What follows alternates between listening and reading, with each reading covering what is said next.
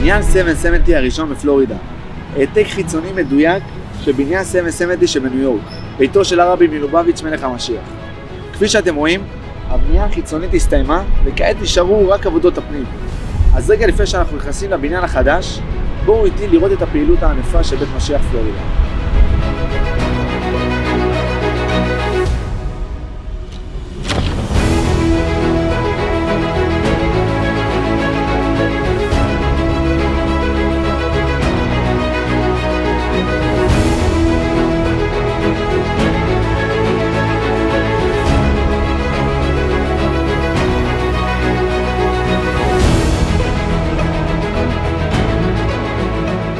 כן חברים, הפעילות של בית משיח היא על פני כל מעגל השנה. אני ועוד 10 בחורים הגענו אחרי שנה אצל הרבי לשליחות להאיר את כל דרום פלורידה. בשנה האחרונה, בין כל הפעילויות, גם פה בבית משיח וגם בחוץ, בין ההתוועדויות,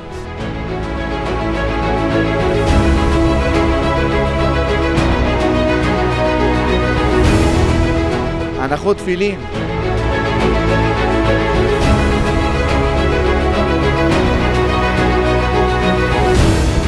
הלימוד עם הנוער. שואלים אותי לא מעט, אלעד, מאיפה הכוח? מאיפה הכוח להכין 15 כלי רכב עם מוצגים, אורות וחנוכיות, לשייר את האור הכי גדולה בפלורידה?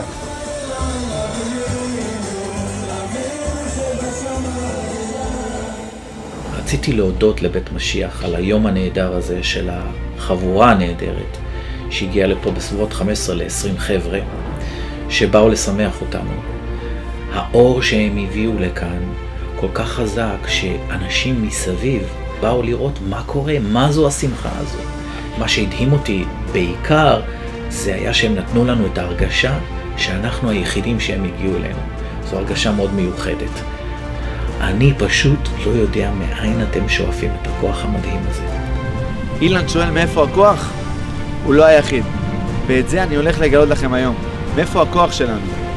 כשהבחורים של בית משיח באו לתת לנו את המצות, אז באמת, התרגשתי, ואז ראיתי במדבקיה שרשום שהם הכינו 20,000 מצות, והם מינו אחד אחד וחילקו, ובאמת עבדו קשה בשביל להכין את כל הדבר המיוחד הזה. אז מאיפה יש להם את הכוחות להריץ אופרציה כזאת גדולה ולדאוג לכל יהודי בסאוט פלורידה? הכוח להגיע אליכם למשרדים, בתי העסק, לחנוכת הבית וקביעת מזוזה. מצוותיו הציוונו לקבוע מזוזה. להגיע אליך לבוט בקניון לשיעור תורה עם החברים הקרובים, וגם להבדיל לבתי העלמין להלוויה או להזכרה. מאיפה הכוח? הכוח מגיע מלימוד התורה. הכוח שלנו לקום בבוקר לעוד יום של עשייה, להמשיך לעבוד באריזת עוד ערכה, ולנסוע לפעמים שעתיים לזכות עוד יהודי במצוות מזוזה, או לומר תהילים שעות רבות על מת מצווה, מגיע מאותן השעות ביום בהם אנחנו לומדים את ההסמכה. אתם בטח מכירים את הבחורים שלנו כשמגיעים אליכם בחנוכה עם הפרד ועם הטנק, או בפורים כשמגיעים עם משלוח מנות, או אפילו בפסח עם מצה שמורה. אני רוצה להגיד לכם שהיום שלהם מתחיל עוד הרבה לפני. יש להם יום עמוס, מתחילים בקימה בבוקר, מקווה, לימוד חסידות, תפילה במניין, ארוחת בוקר טעימה, ולאחר מכן העיקר שביום, לימוד ההסמכה לרבנות. אני זוכר שהרב מוטי ביקש ממני להיות ראש הישיבה במקום פה, ואמר לי, תדע לך שכל בחור צריך להיות רב לביתו, כהוראת הרבי מלובביץ'. מאז עברו 8 שנים, 80 בחורים שישבו, למדו והתכוננו ונבחנו להיות רבנים פה במקום. אז אם אתם שואלים מאיפה הכוח, מאיפה הכוח שלהם לצאת ולהניח תפילין ולתת את המצה שמורה ולהדליק את המנורה, מאיפה האור שהם שואבים, זה מהזמן שהם יושבים ולומדים. אז חברים, זה הסוד, לימוד התורה. בזכות ההתעקשות שלנו להקפיד את שעות הלימוד גם בימים הכי עמוסים, הצלחנו השנה לשבור שיאים.